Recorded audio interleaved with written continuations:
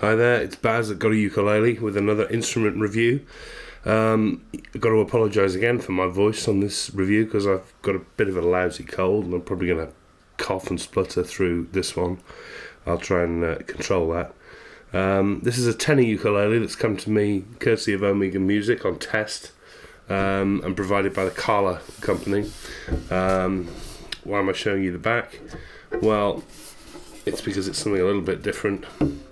It's a Resonator, tenor Resonator ukulele, the Kala KA-RES-CHR, the CHR a shortening for chrome, because they also do one of these with a brass finish on the resonator cone. Now you may not know much about resonators if you're a beginner to the ukulele, but basically the sound magic happens here. Inside this plate is a cone, an aluminium spun cone, which projects down into the uke like this and is held in place underneath this plate, and the strings run over a saddle at the bridge.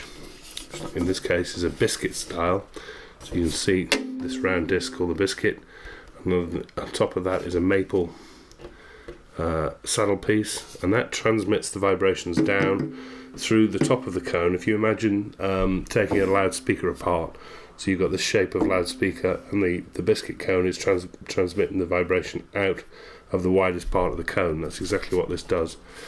And there we are.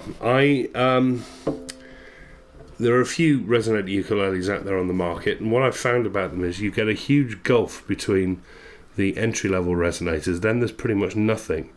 And then the high-end resonators from the brands such as National and Beltona suddenly hike up to about £1,000. This one incidentally is $300, or about £220 in the UK. That's pretty cheap for a resonator, and that's because a lot of the money in the resonator goes into the quality of the cone that's sat in here, because that's really where all the sound is generated from. So you have this sort of range of up to about £200-300 in the UK, then nothing until you get to about £800 or £900. So it's not like the general ukulele market where there's plenty in between, at sort of £500-600, which are pretty decent. No, there's nothing. You're either spending top dollar or you're spending not a lot of money at all. And I think maybe some of the manufacturers are missing a trick there. I don't know how the costs of these things work, but there we are. This is a tenor scale, as I say. It's in mahogany, but it's laminate mahogany, and the reason for that is because you're not relying on a solid top to this instrument to get some tone generation. You're relying on the resonator itself. So this is all laminate mahogany wood, and I think it's finished in a really rather nice sort of aged, it's a bit of a sunburst effect to it. You can see that aging colouring on the neck. I think that's a bit severe. I know what they're trying to do there, but I think I'd like it if it was a bit more graded. We've got F-holes on the top to aid with a bit of sound projection, but sound projection is also coming from here, and the whole thing is bound with this rather nice perloid binding, you can see on the top, to the sides and the back, and also dividing the two-piece sides as well. The back itself is got a really nice kind of pronounced curve, which I can't really show you here, but there is one. There we are. And that all feels very nice. It's finished in satin, and I think it's a really pretty instrument. Up to the neck, a hardwood neck that seems to be in two, certainly possibly three pieces. There's a joint here at the heel. I can't tell because of the colouring up here what's going on at the headstock.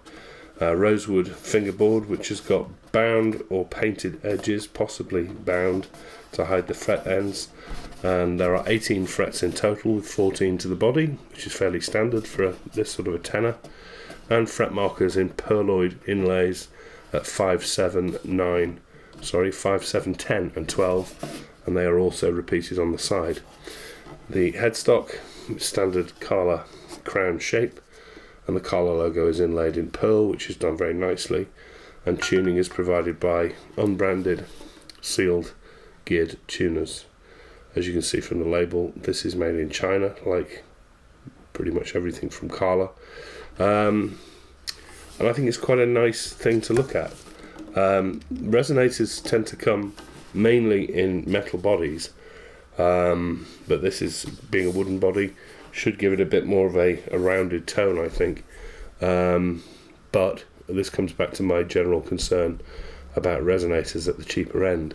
I was really hoping that this was going to set me on fire when I started to play it.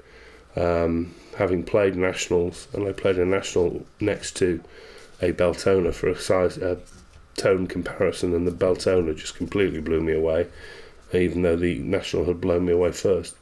Having played those, and also having played cheaper resonators, such as those from Ashbury, there really isn't any comparison. And that's not me being snobby. I'd really like to be able to persuade you that there's something in the middle ground that is there to be had, but they just don't exist. It's a lot of money on nothing. So here we are. It's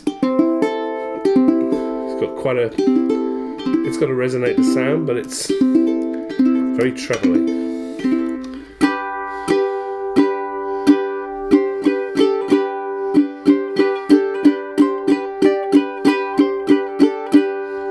If you're in the market for a resonator uke, you know what they sound like. This sounds like a resonator, but it gets a bit muddled and a bit sort of warbly, I find.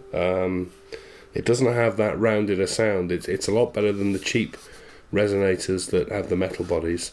A lot better to my ears, but I don't know if you can hear it on the video sound. It's got kind of an echoey.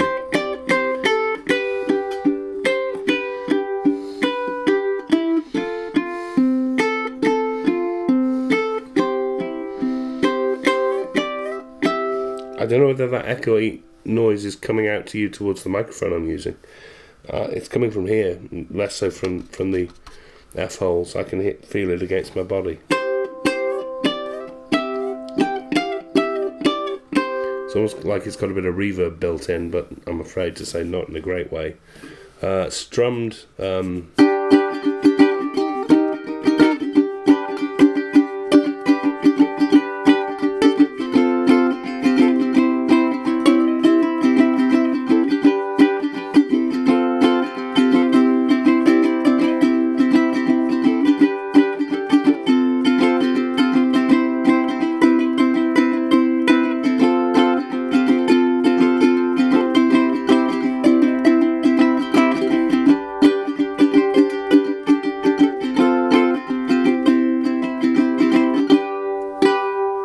I don't know what you think.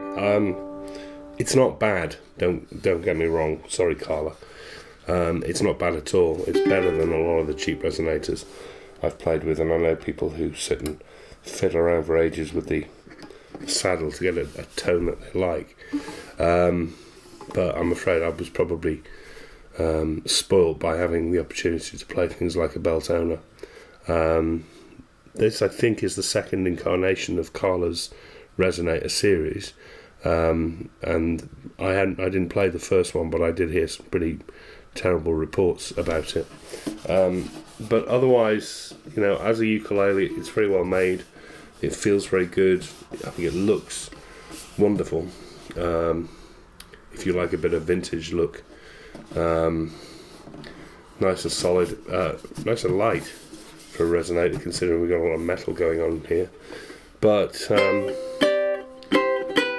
maybe I'm just not a resonator fan. I think it would start to irritate me after a while. It's just, ukuleles are trebly enough, I think, without them going this sharp.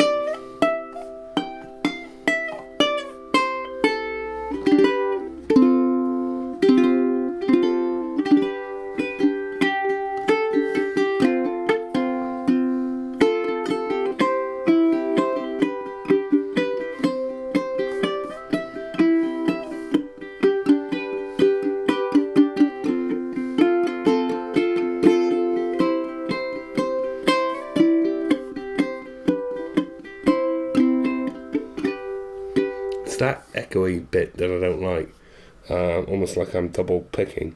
These are regular Ukulele strings, but from the feel of it, maybe that's the issue, I don't know. But this has got to go back, so I ain't changing the strings. I think I'd put it certainly down in the category of try before you buy, and I suspect good Kala dealers will have these in, but I don't think on the basis of this I'd be buying on mail order. Sound unheard, but you know, what do I know? Not the most comprehensive review I've ever done, I'm sure you'll agree, but there we are. $300, 220 quid in the UK, laminate body, Kala, KA-RES-CHR Resonator. Take a look at them.